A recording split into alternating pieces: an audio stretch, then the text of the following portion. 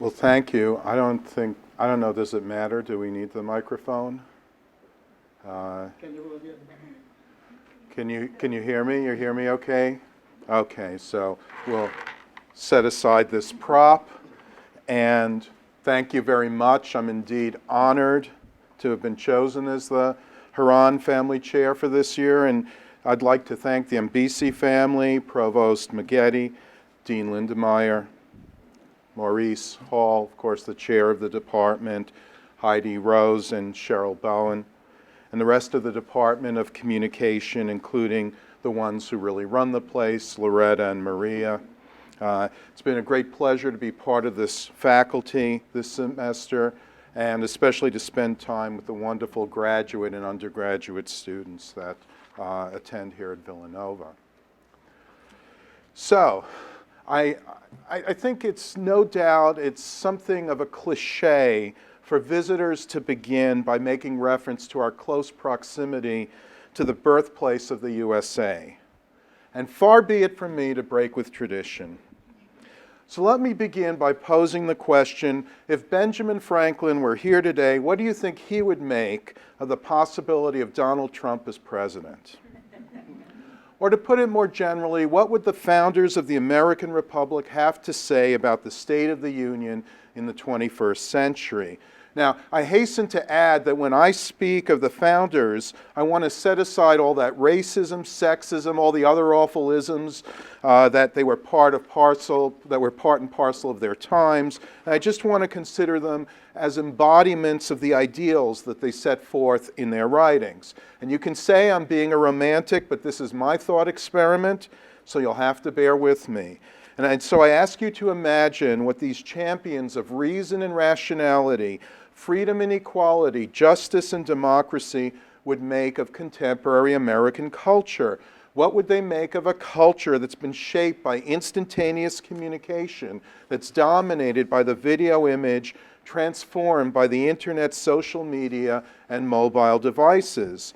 What would they make of the ways in which public discourse has been altered and influenced by our electronic communications? Well, let me suggest to you that some of the words that might come to mind might be disturbed, disappointed, maybe even disgusted. Now, don't get me wrong. I do think they'd be duly impressed by all the progress that we've made in science and technology over the past 230 years.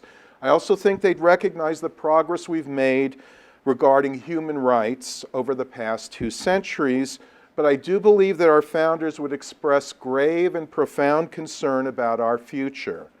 When Benjamin Franklin uttered the ominous reply regarding the kind of government they had created, a republic if you can keep it, the danger he foresaw was a return to some form of authoritarian government. But what George Orwell depicted in his novel 1984, that would have been more extreme than anything that Franklin had known, but he would have easily understood the basic premise of coercion, oppression, and fear under which totalitarian regimes operate. What Franklin never imagined in his wildest dreams was that the Republic might be lost, not by force of arms, but by fulfillment of our desire to have fun. And he therefore would have been baffled by the kind of dystopia depicted by Aldous Huxley in his novel Brave New World. But I believe that he would agree that Huxley was more prophetic than Orwell, a point that Neil Postman observed in his best-known book, Amusing Ourselves to Death. So let me quote to you now from the opening of that book. Postman wrote, "What Orwell feared were those who would ban books. What Huxley feared was that there would be no reason to ban a book, for there would be no one who wanted to read one. Orwell feared those who would deprive us of information. Huxley feared those who would give us so much that we would be reduced to passivity and egoism. Orwell feared that the truth would be concealed from us. Huxley feared the truth would be drowned in a sea of irrelevance. Orwell feared we would become a captive culture. Huxley feared we would become a trivial culture, preoccupied with some equivalent of the feelies, the orgy-porgy, and the centrifugal bumble puppy. As Huxley remarked in Brave New World Revisited, the civil libertarians and rationalists failed to take into account man's almost infinite appetite for distractions. In 1984, Huxley added, people are controlled by inflicting pain. In Brave New World, they are controlled by inflicting pleasure. In short, Orwell feared that what we hate will ruin us. Huxley feared that what we love will ruin us. Now, as you may have noticed, the title of my talk, Fatal Amusements, is a tribute to the book that Postman published 30 years ago. And in my thought experiment, I'd like to think that Franklin, Jefferson, and company would find a glimmer of hope in Postman's explanation of how public discourse is shaped by our media of communication. And since this is my thought experiment, I'd also like to imagine that they gain some additional encouragement from the footnote and follow-up to Postman that I published last year, a book entitled Amazing Ourselves to Death, Neil Postman's Brave New World Revisited. I want to believe that. And in all fairness to Benjamin Franklin, he certainly would have been familiar with the old saying, Nero fiddled while Rome burned, which is a popular metaphor for irresponsible and foolish action in the face of serious events. Fiddling while Rome burns has been used in particular to refer to inaction on the part of political leaders in the face of a crisis. But as citizens in a democracy responsible for governing ourselves, there are no solo acts when it comes to fiddling around. We're all playing in the band. Now, Fiddling While Rome Burns might well have been an alternative title for Amusing Ourselves to Death, which Postman wrote not in puritanical condemnation of all pastimes and leisure pursuits, nor as an elitist screed bemoaning the poor taste of youth today or the loss of manners or moral standards. The problem that Postman identified is not that we seek pleasure or like to have fun. Our amusements are part of what make us human. The problem instead is one of context. In the context of a city on fire, we ought to expect a serious response from our leaders, not a musical one. In the context of certain activities, such as a courtroom trial, religious ceremony, or classroom, we ought to expect a certain measure of decorum and behavior appropriate to such situations, at the very least to prevent their disruption. And in the context of the vital matters that must be dealt with within a democratic society, we ought to expect some serious discussion and debate as a basis for making decisions. Understanding context is at the core of Postman's message, and understanding eloquently expressed in Ecclesiastes, to everything there is a season and a time to every purpose under heaven. Postman's argument then is that there's a time for amusement and a time to be serious. And as our media and technology have expanded our ability to amuse ourselves, we've lost the ability to distinguish between the two. And this blurs the boundaries in favor of amusement. As a consequence, we find ourselves suffering from too much of a good thing. We know quite well that too much of the food that nourishes us leads to obesity. That too much of the exercise that strengthens the body can cause it damage. That too much of a dose of medicine that cures disease can be deadly. The primary value for any ecological system is balance. And Postman identified late 20th century American culture as dangerously out of balance. His reference to death in the book's title, Amusing Ourselves to Death, was no mere hyperbole, but an indication that our loss of balance had called into question the very survival of our culture, of liberal democracy, and even of humanity as a species. So whether the tune we imagine Nero playing was a raucous Fire on the Mountain or a sedate rendition of Hearts and Flowers, in the face of such nihilistic soundtracks, we might invoke an altogether different, more hopeful musical, that of Fiddler on the Roof. In that musical, Tevye, the main character, says of himself and his fellow villagers that every one of us is a fiddler on the roof trying to scratch out a pleasant, simple tune without breaking his neck. And while he goes on to sing about tradition, the theme of the play is the need to cope with change, with modernization. In the face of events that would have otherwise been entirely demoralizing, disorienting, and destabilizing, tradition served as a much-needed counterweight. Again, context is essential.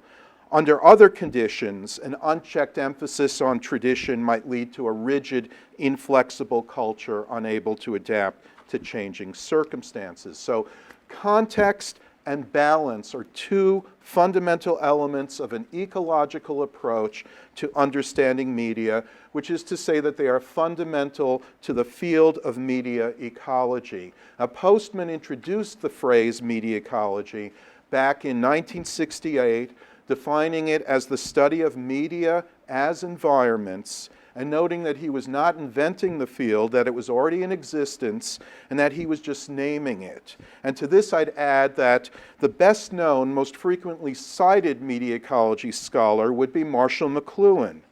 And his famous maxim, "the medium is the message," can be considered the first axiom, or rather the first aphorism, of our field. To put it succinctly, the medium is the message asks us to pay attention to how we do things, because the way that we do things has much to do with what we end up doing, and with the results of our actions, and with who we are and who we become. This idea has been expressed in many different ways. Winston Churchill said, "We shape our buildings, thereafter they shape us."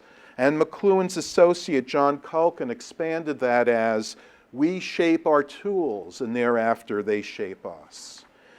Back in the 19th century, Henry David Thoreau remarked, "We do not ride on the railroad, it rides upon us."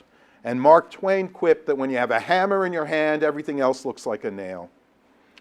You know, my mother was fond of saying, "How you make your bed, so you shall sleep," which has its origins as a 15th century French proverb.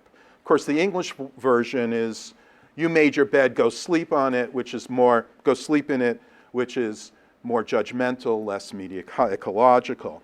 But also in the 15th century, the English writer and pioneering printer William Caxton published a retelling of Aesop's fables that had the first English version of the saying, "Ask a silly question, get a silly answer." And it's a fundamental idea in media ecology that the kinds of questions we ask have quite a lot to do with the kinds of answers that we obtain. But you can find this idea in the Bible as well. In the New Testament Gospel of Matthew, Jesus declares, "All that live by the sword shall die by the sword." And in the 115th Psalm of David, there's a passage about the worship of idols that concludes, "They that make them shall be like unto them, yea, every one that trusteth in them." So while the basic idea is an ancient one of the direct sources of inspiration for McLuhan's famous saying came from the anthropologist Ashley Montagu, who wrote that, and I quote, "In teaching, it is the method and not the content that is the message." And Montagu went on to declare that, I quote, that education, quote, "does not depend upon the transmission of knowledge, but upon the manner in which the knowledge is transmitted by the teacher."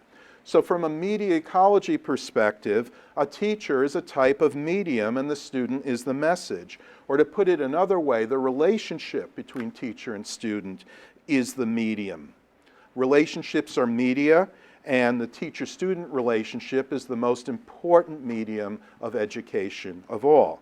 At this point, let me acknowledge that I'm trying to provide a brief explanation of the field of media ecology, but I've already exceeded the time limit given for what's come to be known as an elevator speech. It's also known as an elevator pitch. The concept is based on the way in which an elevator ride shapes our relationships and discourse, given the fact that it's characterized by a captive audience, a relatively intimate space, and relatively brief duration. We might contrast it then to the ways in which our relationships and forms of discourse are influenced by the characteristics of a classroom or a living room or a bar room. We might also note how all of these instances differ from the relationships we enter into and the forms of discourse we encounter when we read a book or go to the movies or use social media. Now, as you probably have noticed, I'm using a much broader definition of the terms media and medium than scholars in other fields use. It incorporates all of the ways in which we communicate, the means and methods we use, the many modes and codes of communication available to us, the situations and spaces, the contexts and relationships, all of the ways in which we mediate between each other and with our environment. And this includes all manner of technology and technique, not just those associated with communication, but communication is a particular focus because it's central to the human condition. Language and symbol use is what distinguishes us from other species, giving us what Alfred Korzybski referred to as the capacity for time binding, for preserving knowledge, transmitting it to future generations, and evaluating what we know in order to make progress. So in media ecology scholarship, we're often concerned with the differences that distinguish one medium or form of communication from another, which in turn means that different media affect us in different ways as they influence and shape the way that we think, feel, act, use our senses, organize ourselves collectively, and create and maintain cultural continuities. This means that the introduction of a new medium can have profound effects on individuals and societies. And that's because media constitute environments that shape and influence us in the same way that biological and geological environments shape and influence organisms and species. It follows that media ecology is concerned with the process of change. When you introduce a change into an interdependent system, its effects can give rise to secondary effects, and those to tertiary effects, and so on through many generations of indirect effects. That's why we understand that the introduction of a new medium has an ecological effect. Not simply additive, the old system plus the new medium, but transformative, resulting in a change to the entire system, throughout the entire system. And because of the complexity of ecological change, we should understand that some of the effects will be unanticipated, unpredictable, that we'll never know for certain all of the consequences of any given innovation. And this means there'll always be negative effects that accompany the positive effects, that every benefit will come with a cost. And it may well be that the benefit is worth the cost.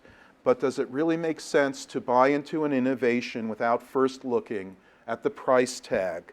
The old sales slogan, buy now, pay later, pretty much sums up our contemporary approach to technology. And much like buying on credit, we never really know how much we'll pay for our purchases in the end. Now, given the concern with change, media ecology provides us with a way to understand human history. Simply put, language and speech are basic to the human condition. Systems of notation, and especially writing systems, are intimately connected to the transition from tribal societies to more complex forms of social organization, cities, kingdoms, empires. Alphabetic writing in particular is what gives Western culture, what gave Western culture, its distinctive characteristics. The invention of the printing press with movable type is closely associated with the shift from the medieval to the modern era in Europe. And the electronic media have brought the modern era to a close, moving us into a new era some refer to as postmodern. Of course, this spells the end not only of modernity, but of almost 4,000 years of alphabetic culture. And that's why McLuhan once pointed to a TV set, and he said the following. This is from one of his biographies. I'm quoting, "Do you really want to know what I think of that thing? If you want to save one shred of Hebreo, Greco, Roman, medieval, Renaissance, Enlightenment, modern, Western civilization, you'd better get an axe and smash all the sets. McLuhan was being a bit extreme, you might say. And even Postman, who was often labeled a neo-Luddite, would agree. But the important point is that all of the benefits that we've gained from our electronic media have come with a cost. We need to know what the cost has been and what it yet might be. So we can start by noting that the first form of alphabetic writing, the Semitic alphabet, as used by the ancient Israelites, went along with the introduction of monotheism and religion based on a sacred text, with the first historical narrative and the first system of codified law, and what went with it was a generalized conception of justice and human rights. And this was followed by the Greek alphabet, which made possible rhetoric and philosophy, theater and theoretical science, the first monetary system, and the first form of democratic government. The shift from morality to literacy vastly increased our capacity for time binding, opening the door to significant progress in all aspects of human life. Now, the printing press amplified the impact of the written word while introducing new effects of its own. So given the fact that Villanova is an Augustinian university, you no doubt are thoroughly familiar with the Confessions and what Augustine says about the reading habits of Bishop Ambrose. But just in case you've slipped your mind, let me remind you, a quote from it: "When he was reading, his eye glided over the pages, and his heart searched out the sense, but his voice and tongue were at rest." You see, the fact was that silent reading was greeted with incredible astonishment. And it's an indication that reading out loud was all that people knew about for almost entirely until the advent of printing's highly legible typefaces, which made the process of decoding texts easier and faster. Print media also amplified the written word's bias towards individualism and privacy. The act of reading and writing, especially when it's silent, requires a high degree of social isolation as opposed to speaking and listening, which is a collective, group-centered activity. Printing increased access to information dramatically, leading to a knowledge explosion as well as increased specialization and standardization, and easy access to the accumulated knowledge of centuries past facilitated scholarship, it spurred on research, and it led to the rise of modern science, and with it what became known as the Age of Reason, the Enlightenment. And printing created a reading public, which constitutes the basis of democracy. Increased access to political information made it hard to argue that individuals don't know enough to govern themselves. So the breaking of the state's monopoly of knowledge resulted in the democratic revolutions of the modern era. As Thomas Carlyle wrote in the 19th century, "He who first shortened the labor of copyists by device of movable types was disbanding hired armies and cashiering most kings and senates and creating a whole new democratic world." I wish I could do an English accent, because that's really what that requires. But printing also did foster centralized political, economic, and social control, and the building of colonial empires, but it also made possible the Enlightenment ideals of political emancipation, self-determination, equality before the law, along with a new emphasis on individualism, rationalism, and scientific method. So out of the typographic media environment came the Enlightenment, and out of the Enlightenment, that resulted in the creation of the American Republic, which is the first nation to be founded on the basis of a reasoned logical argument as put forth in the Declaration of Independence. Now, the 18th century media environment was one in which the spoken and written word achieved a fruitful but a delicate balance, which is why they're given special protection in the First Amendment, freedom of speech, freedom of the press. So what happened to public discourse over the past century and a half? Well, we could boil it down to three factors. The first involves images. From the invention of photography to subsequent developments in graphics, film, television, and video, we've mutated into an image culture, one in which images have replaced and displaced words. As the philosopher Suzanne Langer has explained, images do not make claims. They don't make arguments. They don't put forth statements or propositions. If I say that it's raining outside right now, you can look out there and determine whether that's true or false. You can gather the evidence. An image, if I show you an image though, what is it? It's a concrete representation. If I show you a picture of rain out there, it's neither true nor false. It can be used as evidence, but it makes no claim about anything. A picture can be tampered with, it can be airbrushed, photoshopped, but it's not a fake until it's attached to a statement.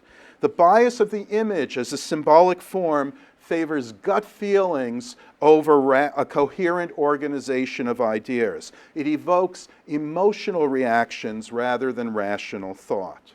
So that's the first factor. The second is information. And the problem is that our capacity to transmit and store information has continued to expand over the past 2 centuries so that we find ourselves in a time of TMI, too much information, otherwise known as information overload. Media professionals are well aware of the problem of cutting through all the noise and clutter, but for audiences the problem is making sense of so much stimuli, evaluating the messages, determining what small amount of them is really relevant to us, and what small amount of those are actionable. The third factor is immediacy. Beginning with the telegraph, electricity made instantaneous transmission of messages possible. This contributes to information overload and incoherence. There's no time to sort things out, especially as the acceleration of communication favors rapid turnover against any type of contextualization. And speed gives us an abbreviated form of discourse, the sort we associate with the telegram, the newspaper headline, the advertising slogan, more recently the text message, status update, and tweet.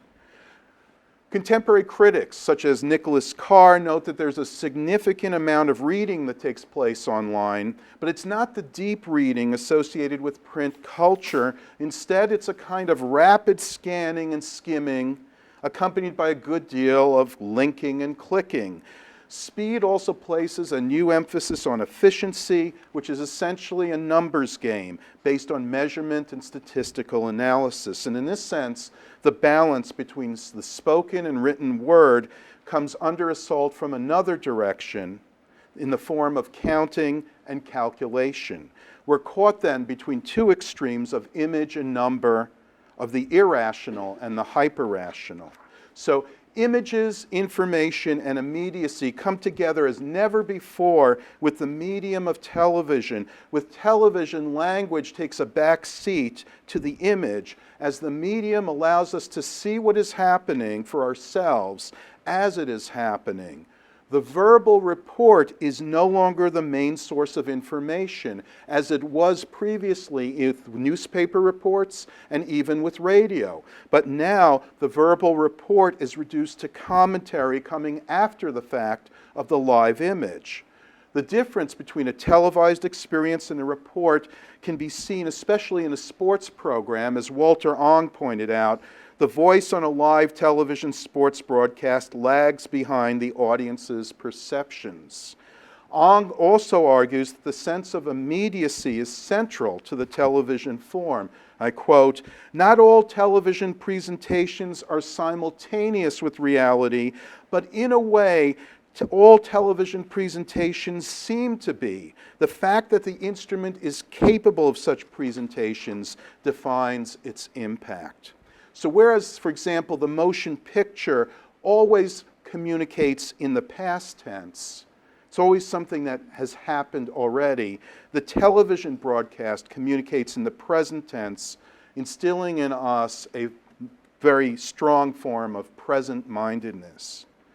Now, over the 3 decades that followed the publication of Amusing Ourselves to Death, our media environment has evolved through the vast expansion via cable and satellite, and through the popularization of the internet, the introduction of the web, social media, mobile technology.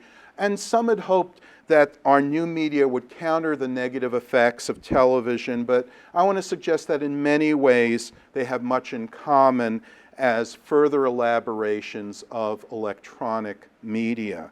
But let's consider our longest running reality television series. You know, the one with the slogan that goes, outwit, outplay, outlast. You know that one?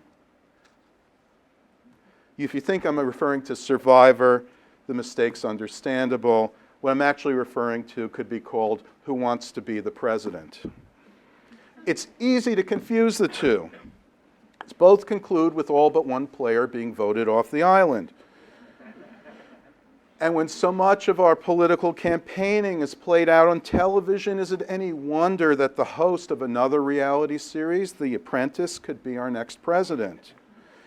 This is despite the fact that Donald Trump has no government experience, offers platitudes in the place of campaign platform, and is not by any traditional standards eloquent or even all that coherent.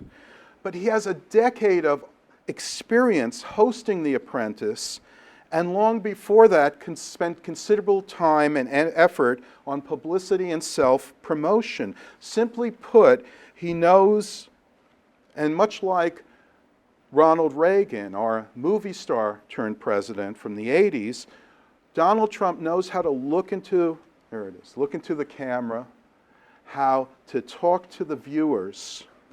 He knows what works and what doesn't work on the television screen. And this, more than anything, is the reason for his early success in the polls, along with a certain ability to use new media. And it's not to say that being telegenic will guarantee victory, but it is to say that anyone who's not very telegenic will pretty much go down in defeat, regardless of their qualifications. And this now incorporates the use of new media, and you can think back to 2008 and the Obama Girl YouTube video, and the way that Obama and now Trump has very effectively interacted with campaign supporters through Twitter. Now, it may be hard to believe nowadays, but there was a time when appearing on an entertainment program was considered beneath the dignity of a serious politician, really. Now it's a part of every candidate's campaign strategy. Senator Fred Thompson just passed away, and it's worth noting in 2008, Fred Thompson, whose previous career was a film and television actor, went on The Tonight Show with Jay Leno to declare his candidacy for the president. And he wasn't the first candidate to go that route, but he did this instead of participating in the Republican primary debate being held that same night. As a veteran of the big and small screen, he knew that a late-night entertainment program hosted by a comedian would provide him with a much better platform for launching his campaign than discussing issues with other politicians. And who can blame him? It was simply a matter of choosing which of two forms of television programming he should go with and selecting the one that has the bigger audience. In our current election cycle, being a guest on late-night talk shows has become a routine for candidates, as routine as taking part in debates and running political commercials. And once the election is over, image politics persists as part and parcel of governing, promoting policies and political advocacies. Back in March of last year, President Obama appeared on the comedy program hosted by Zach Galifianakis, Between Two Ferns. And his motivation was to urge young adults to sign up for health care. there's no question that that program was highly entertaining, hilarious. There's no question that he was able to reach his target audience. The question, though, is whether the message he was trying to convey got through it all, or whether it was lost in the context of comedy and sarcasm. And the overarching question is whether the blurring of entertainment and politics makes it at all possible to engage in the serious discourse that's vital to our democracy.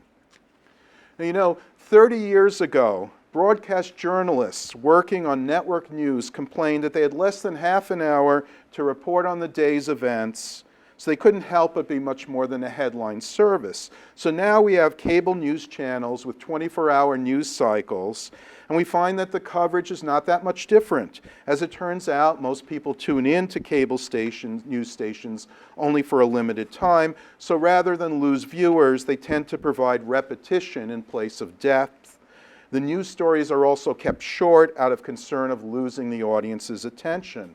And essentially, Fox News, CNN, and MSNBC have all discovered they can build larger audiences by providing more entertaining programming, emphasizing dramatic confrontations that resemble not so much sort of pro and con newspaper op-eds, but more like the confrontations we see on televised professional wrestling programs. The old adage in TV news was, if it bleeds, it leads. And that perfectly sums up the fact that decisions on what stories to report, how much time to devote them, and where to place them in the broadcast are heavily influenced by the presence or absence of compelling footage. And this trend has been greatly amplified by the availability of video recorded by smartphones, dashboard cameras, surveillance video, and the like.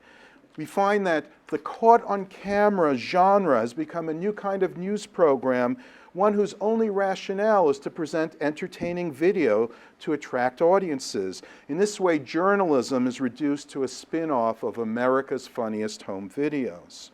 But why not? After all, television news programs are called shows. They're show business. They have theme music. What does news need theme music for? The newscasters wear makeup. They have their hair styled. They're costumed appropriately. They become celebrities. They appear on talk shows. They appear in fictional movies and TV episodes, blurring the line between fiction and nonfiction. Many viewers lamented the loss of Brian Williams, whose main qualification as anchor of the NBC News was the fact that he looked and sounded like a traditional network anchor. And the acclaimed TV critic Marvin Kittman referred to Williams as Brian the Mediocre, and he described him as someone, I quote, who came across as a nice guy, always well-dressed, but more of an actor/model playing a newsman. Of course, it didn't matter much by that time who took over the anchor's chair, because by that time it was long observed that most young adults had been getting their news from the monologues of late-night talk shows from Jay Leno and David Letterman at the time. Walter Cronkite, who anchored the CBS Evening News from 62 to 81, was commonly referred to as the most trusted man in America. But if anyone could claim that title in recent years, I think it would be Jon Stewart, host of the Comedy Central cable program, The Daily Show. But of course, Stewart, like Leno, Letterman, and others, is a comedian, not a journalist, which, sort of got to ask, if so many people get their news from comedians, does that mean that journalism has become a joke? And I think it's particularly telling that when Stewart announced that he was leaving The Daily Show earlier this year, you know who one of the names was mentioned about who might take over for him? Brian Williams.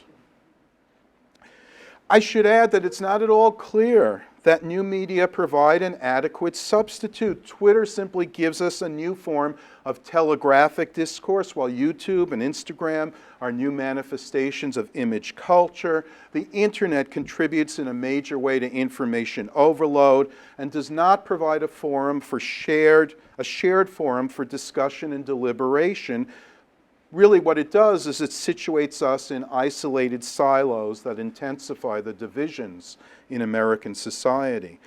If I could offer a contrast, the recent visit of Pope Francis to the United States, right? The leader of the Roman Catholic Church is a serious individual who communicates a strong sense of dignity, compassion, and moral authority. He's not someone who is chosen because of his ability to perform for the television camera or to share, or his willingness to share personal details via social media. He's not a celebrity, not an entertainer. And I want to tell you that I personally was very moved by the interfaith service that he led at the 9/11 memorial back in September. But I have to confess that I watched it on CNN while sitting on the couch in the living room, wearing pajamas, sipping coffee and eating a bagel. And when it was over, I changed the channel. How different then was that experience from watching a poignant movie on HBO? What happens to religious experience when it becomes televised or tweeted or Instagrammed? As Walter Ong explains, sound is intimately connected to our sense of the sacred. The human voice, the most distinct and unique element of the human person, is produced by breath, which is closely associated with life itself. In Hebrew, the words for breath and wind are synonymous with spirit and soul, both human and divine. It is worth asking, therefore, if it makes a difference if the voices heard in song and prayer are breathless, in the sense of being electronically disembodied. The problem, as always, is one of context. Participating in a religious ritual places us in a special context that's different from all other contexts. It situates us in a distinct media environment, one that asks us to play different roles and play by different sets of rules. Whether the location is a church, a synagogue, a temple, or mosque, or outdoors, religious experience, as Mircea Eliade explains, is characterized by a sense of sacred space and sacred time, separate and distinct from profane space and time. Indeed, the deep meaning of sanctification and consecration, traced back to the Hebrew word kadosh, is to set apart, to differentiate. So what happens to our sense of sacred space and time when congregants in the pews hear a cell phone ringing, or receive text messages, or even stop to answer them? Our experience of the sacred is associated with the still small voice of God as described in the Bible, and with quiet and silence. Many religions incorporate some form of silent prayer in their worship services, and silence is integral to contemplation and meditation. During the 20th century, especially in the aftermath of the Second World War, there was quite a bit of discussion about concerning what was referred to as God's silence. And Ong suggested that it may not be so much that God has stopped speaking to us, as it is that our electronic media generates so much noise that we've drowned out that still small voice. Now, whether religious experience is conceived of as communion with something greater than ourselves, whether it's a personal deity or a transcendent understanding of the universe, or whether it's just a matter of an inner journey, a soul searching, or simply an effort to better understand our own minds and consciousness, the loss of silence and the constant deluge of distractions can be nothing short of devastating to our collective spiritual health, as well as our prospects for cultural survival. Now, when it comes to education, schooling has always been about learning to read and write. Television and the electronic media offer us a different and incompatible curriculum, and so it's worth asking if it's in the best interests of young children to spend time playing with tablets and smartphones and watching programs such as Teletubbies, Boo Bah, and Yo Gabba Gabba. You know, cable television has given us specialized educational programming via the National Geographic Channel, the History Channel, the Discovery Channel. And this has provided a wonderful avenue for the dissemination of documentaries. But what audiences are especially drawn to are programs such as Moonshiners, Ancient Aliens, UFO Files, and the Nostradamus Effect. On the Animal Planet channel, two specials entitled Mermaids, the Body Found, and Mermaids, the New Evidence, they gave the cable outlet its highest ratings in its 17-year history. And these fake documentaries were assumed to be real by so many viewers, that they prompted the National Oceanic and Atmospheric Administration to issue an official statement stating that mermaids do not actually exist. And it's almost too easy. It's just too easy, but I'll do it. To mention the Learning Channel, TLC, which achieved its highest ratings by turning to reality programs such as Toddlers and Tiaras and its notorious spin-off, Here Comes Honey Boo Boo. You know, the most recent fad in higher education has been the massive open online course, abbreviated as MOOC. A MOOC can contain as many as 100,000 students, and that raises the question of, in what sense is a MOOC a course? In what sense is the instructor really teaching? It's revealing, I believe, that the acronym MOOC is a variation on other new media terms, such as MMORPG. That stands for Massive Multiplayer Online Role-Playing Game. In other words, the primary connection is with gaming, not schooling. And gaming can be educational, but the question is, can learning be reduced to a game, or are we talking about grand theft education? Well, as another variation on the insight that the medium is the message, Hannah Arendt insisted that, and I quote, "There are no dangerous thoughts. Thinking itself is dangerous."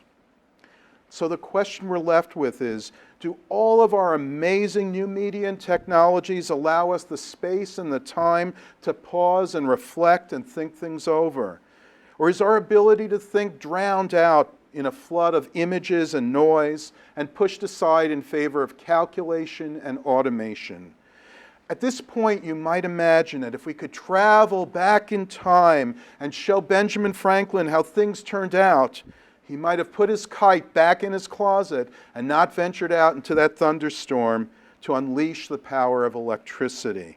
But I think it's more likely that he would have sat down to write up some ideas about how we might still be able to keep our republic, what we would have to do to counter the biases of the brave new world his discovery would unleash. And it would begin with something along the lines of McLuhan's statement. McLuhan wrote, "There is no inevitability as long as there is a willingness to contemplate what is happening."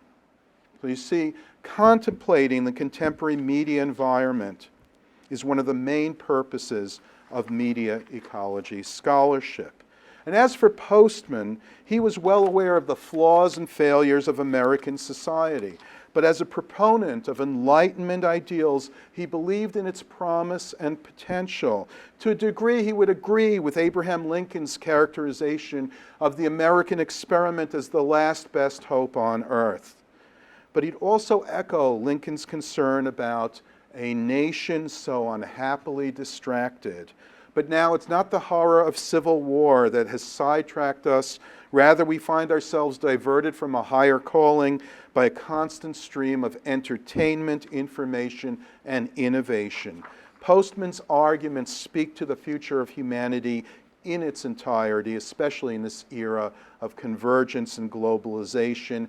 And again, it comes down to the question, can we think and can we talk about what we're doing and where we're going? We live in the midst of a tempest, by which I refer to the turbulent nature of the electronic media environment as it's evolved via digital technologies. Wave after wave of changes to our mode of communication and interaction, our tools for thought and social action have altered and continue to alter our societies and cultures, as well as our psyches and ourselves. As human beings, we are certainly well equipped to survive a passing storm, but it's far from clear whether we can build a sustainable way of life in the midst of permanent upheaval, be it natural or cultural. How are we to survive while keeping our humanity intact? That's the fundamental question raised by Postman and by the field of inquiry he called media ecology. Now, there's no turning back the clock, no point in arguing that we abandon our media and technology and try to retrieve an earlier age, a less advanced way of life. Nor does it make sense to deny that there are legitimate benefits that our inventions have brought us. What we need to do then is to engage in concerted evaluation of what we're doing, how we go about doing it, to carefully weigh the costs and benefits of our technologies, to consider what are the appropriate uses of our media and what uses might be inappropriate, and to proceed with caution, understanding that our innovations will always result in unanticipated effects, many of them undesirable. And to provide just a few practical suggestions, we need to strengthen our commitment to the spoken word, to conversation, public speaking, and oral performance, and reading out loud. As well, we need to place greater emphasis on the written word, on literacy, and the practice of deep and sustained reading. That requires significant periods of quiet time, that which takes effort. So one example is the pioneering efforts of the movement to observe a weekly technology Sabbath, right? A day where you turn everything off. Ultimately, though, what's needed is cultural change, and that ought to include strengthening the four cornerstones of the American experiment, all of which were products of literate culture and the typographic media environment, that is, democratic politics, a free press, religion, and schooling. Now, Shakespeare's play, The Tempest, includes the line, "O brave new world that has such people in it," and that's where Huxley took the title of his prophetic novel. Shakespeare's main character, Prospero, is a powerful sorcerer living in exile. And like Prospero, we possess extraordinary powers through the use of media and technologies that are nothing short of magical.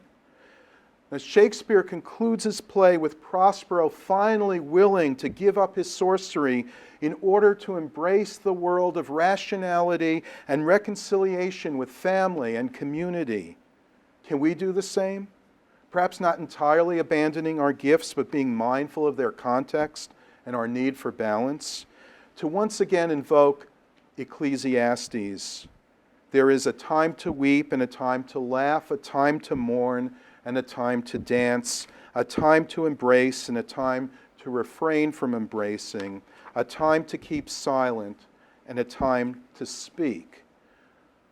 But the problem is that the electronic media environment we inhabit, in that environment, the time is always a uniform 24/7, 365, and the season never changes. So can we make the time, and can we create what McLuhan referred to as counter-environments, safe spaces, where the biases of the electronic media do not hold sway, such as can be found in sanctuaries and sacred spaces, in schools, classrooms, and sites devoted to art and creative expression, against the fact that we've been fiddling around as we are amusing, informing, and amazing ourselves to death. Can we find the means, the method, the way to start speaking and thinking and teaching ourselves back to life? That's the question I leave you with. Thank you very much.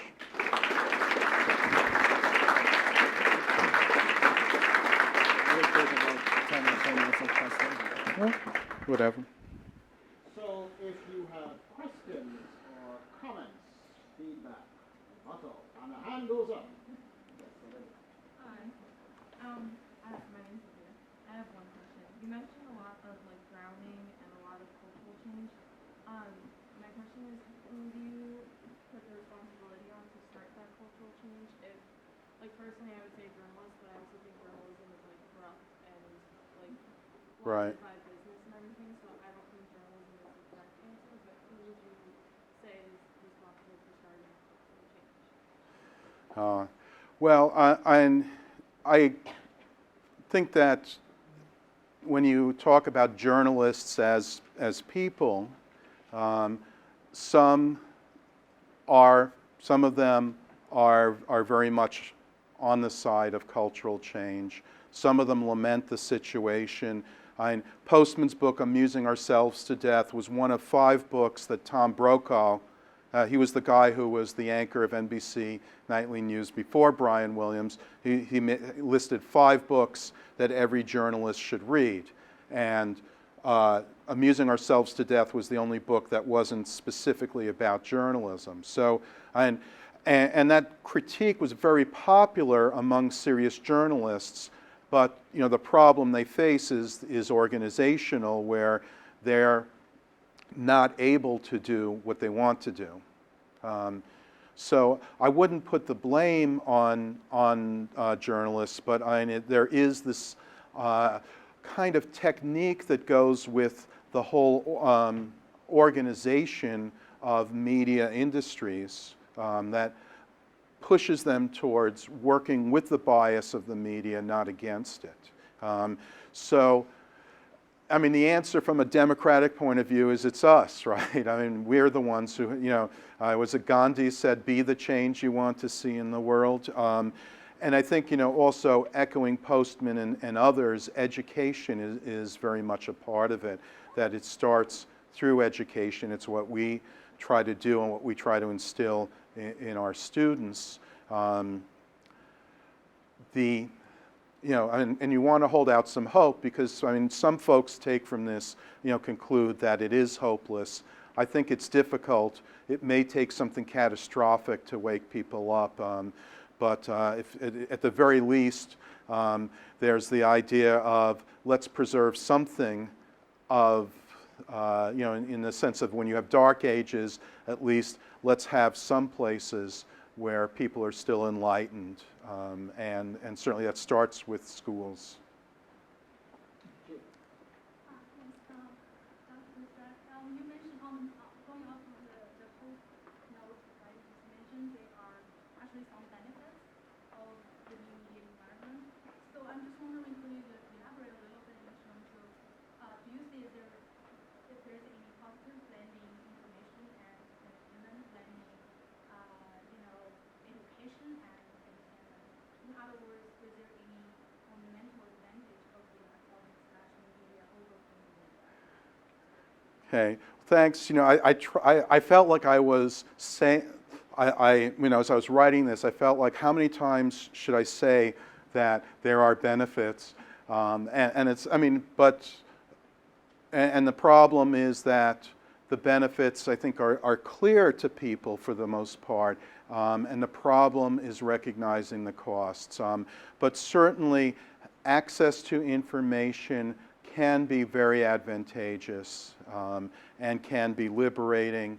The ability for people to organize, I think, is a very powerful benefit of the new media, so that people who are, there's a kind of empowering of people who are on the margins and able to organize themselves for political action. So, I mean, I think there are definite benefits. I mean, if that's what you're asking. But I think that, you know, again, I mean, what we find is that people really toot all those benefits. I mean, you know, how many times have you heard how much access, you know, how wonderful it is that you can say, hey, Google, right, and get whatever the answer to any question you have. Everyone knows that. That's easy. You know, and I perhaps less obvious, but I think it's certainly significant, is the fact of people being able to connect with one another, and especially for individuals who feel isolated for one reason or another, that's a powerful boon. The problem really comes down to how to find the balance and how to say no, because we just have this tendency to just keep going in the same direction and keep going and keep going. Joseph Weizenbaum, he was the head of he was a professor of computing at MIT. And back in the 60s, he created one of the first artificial intelligence programs, a little program called ELIZA that mimicked a Rogerian psychotherapist and just reflected back what people were saying. And he thought that this was just like a goof, and then he found that a lot of people in his office were like, "Leave me alone! I'm talking to Eliza," and even worse, that the American Psychological Association, hearing about this, came out with this idea that wouldn't it be wonderful if we had computer kiosks set up so anyone in need could go to one and get psychotherapy. And Weizenbaum said, and he used the word we don't use too much, ought, right? He said, just because we can do something, ought we to do it, right? And that's the question we don't ask. So I think, and again, the question is, what's appropriate? What's the appropriate use? And I think that's a reasonable question. What is appropriate? What's not appropriate? The other side of it is what's effective and what's not effective. And these two don't go together, because sometimes what's effective is, maybe good for the immediate purpose, but not in the long run. So I can see that conflict. You know what I mean? A little louder. At the end of your speech, you said we need to bring ourselves back to creating art and creativity. And you talked about how the media can assist that out of us. So how would you deal with the concept of photography and video and filmmaking? Because it's not bringing creativity to life and stories that we want to tell about. I'm sorry, but I couldn't quite. Did you? So At the end of your speech, you say that we need to kind of bring back to life art and creativity and create these safe spaces. But then you say that media kind of sucks that out of us.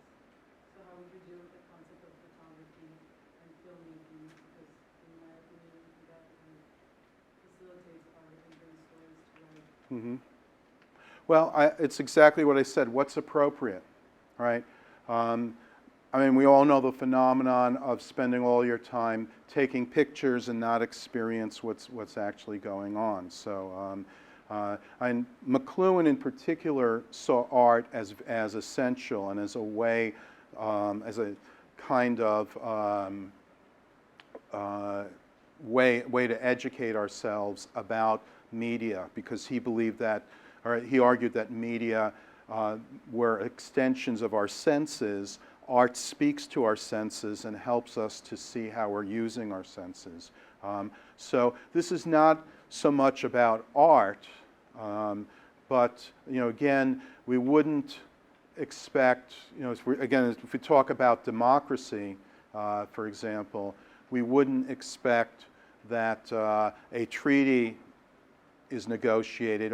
We don't find the question of how to deal with Iran way out of that through art. It's not the appropriate medium or the appropriate approach to that sort of thing. So it's not about art so much as it is about knowing when it's time for art and when it's time for something else to be employed.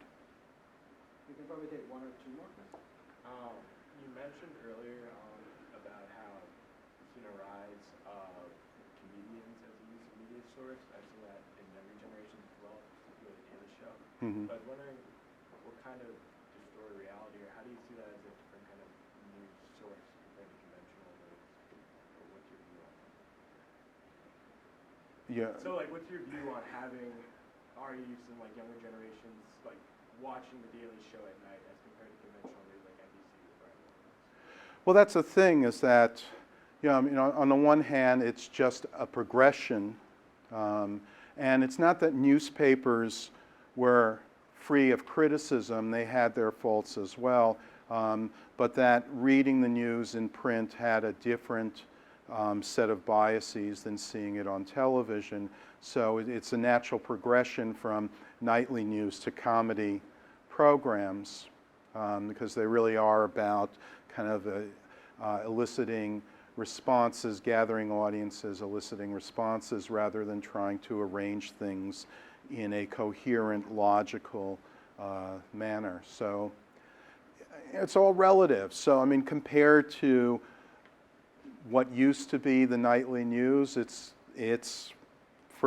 sliding further downhill, but it's not that the nightly news was particularly a great way to get news either. There was a time when no serious person would say that they got their news only from television. If you ever heard of the novel Being There by Jerzy Kosinski, the movie they made out of it, it was like the big joke in the novel was that this one fellow says, "I like to watch." And that people said it's so refreshing to see someone who says they get their news from television. They actually read it into the character. But I don't know if you remember or noticed, I mean, there was this moment when Katie Couric was interviewing Sarah Palin, and she says, "Well, where do you get your news from? What newspapers do you read?" And she couldn't answer, right? She, "Oh, I read all of them," right? You could tell she was just bullshitting, right? I mean, she couldn't answer. And more recently, I forget who it was, someone asked Trump, who are his military advisor? Where does he get his military advice from? And he goes, "Oh, I watch the shows." Right? I mean, this is a problem. You know what's also a problem, by the way, is PowerPoint, which is also this other visual medium. No, seriously, they found this is a major problem for the military, that the Pentagon, they look at the PowerPoints, they don't get the explanation, and they think they have. That's what people say. It's also in business. They say, "Oh, I missed your talk. Can I see your PowerPoint?" And it's abbreviated, it's visual, but they don't get the context. Final question or comment? Or condemnation. Yes. Well, going back to what you mentioned, Chris, about the MOOCs and the MMORPGs, there's a fairly recent trend going on in the gaming industry called gamification, which is the idea of implementing these gaming mechanics and tropes into teaching a subject. Mm-hmm. So like making school, let's say, in very superficial, or making school fun, or making school a game, which is very tempting, because you have this problem where it's difficult for children to, or difficult to make children pay attention when they're learning something, and you think like, well, maybe we make it a game, then we don't have to we don't have to scream at them, basically. You won't have to. Yeah. It won't be an issue. But as you say, that brings with it its share of consequences. No, making something that should be a serious endeavor, right? Making it into a game. Yeah. People are very eager to make it as easy as possible without thinking about the costs. Right. Well, and this is an old story, but I mean, this is the latest version of it. And of course, what can be harder than trying to get a young child to sit still? Right? I mean, it goes completely against the grain. That's why we have to, learning to read and write is completely artificial. Right? Learning to speak and listen isn't. That's natural to us. Reading and writing is artificial, and it's fragile for that reason. So keep trying to find ways to make it fun. And, so gamification is just the latest version of that. And the problem is that with all these attempts to use formats, whether it's that or Sesame Street, and Postman was an early critic of Sesame Street as being all about advertising formats, that it really was more about that than anything else. And it teaches, that's what it teaches. That, it's the manner, not the content, so it teaches game playing. And I love playing games. When I was younger, I spent many a late night on computer games, and I still play, I like Plants vs. Zombies and some of these other games. Not Angry Birds, they're stupid. But, but they're not, that's what they teach you. They teach you how to play games. And that's very different from learning to read and write. I'll tell you, when I was, years ago when Postman was still alive, I was teaching an MA class, and I had him in as a guest lecturer. He was my mentor and really friend, and I wanted to play devil's advocate. So and my son was just a few years old, and I said, he's watching Sesame Street, and he's learning letters and numbers from Sesame Street. And Postman said, well, Lance, there are only 26 letters in the alphabet. And children have been able to learn this for thousands of years without the benefit of television. And that's really the case. So, it's very hard to do. Education is very hard. So, we love to look for technologies and to try to make it easier. But in the end, it's the teacher and the student. That's what it comes down to. Ladies and gentlemen, join me please in thanking Dr. Lance. Thank you.